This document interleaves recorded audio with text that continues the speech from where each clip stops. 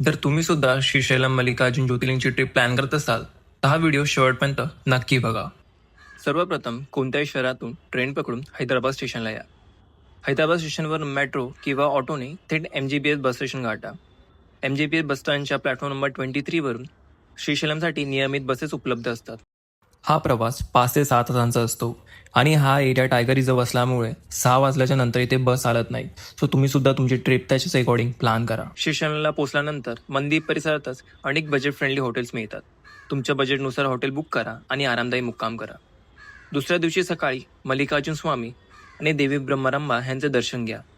दर्शन झाल्यानंतर पाताळगंगा, श्री साक्षी गणपती मंदिर, श्री छत्रपती शिवाजी महाराज म्युझियम आणि मंदिर आणि पंचदारा या सुंदर ठिकाणांना नक्की भेट द्या. ही ट्रिप गाईड आवडली असेल तर व्हिडिओ लाईक करा, सेव्ह करा आणि श्रीशैलमला जाणाऱ्या मित्रांसोबत शेअर करा.